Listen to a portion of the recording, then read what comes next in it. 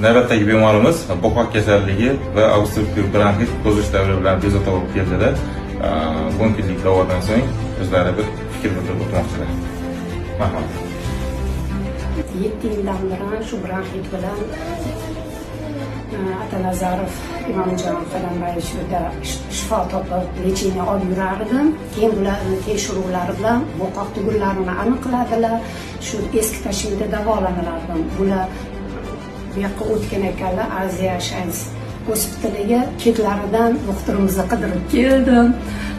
Topdim, Allohga shukr. Mana 10 kunlik har 6 oyda men muolaja olib turaman. Bu 6 oyligimni shu yerga qidirib kelib oldim. Lecheniyalarni qildilar. Yaxshi. Men bulardan har doim minnatdorman, chunki muomala ham, kasallar anaqalarini ham juda yaxshi e'tibor bilan nima qiladilar.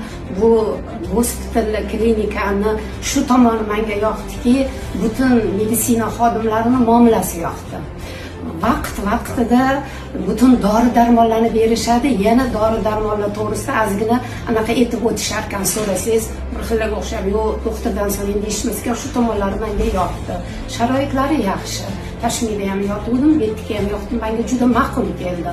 Xudo xolasa hech kim kasal bo'lmasin. Men sizlarga tavsiya qilaman, yaxshi ekan.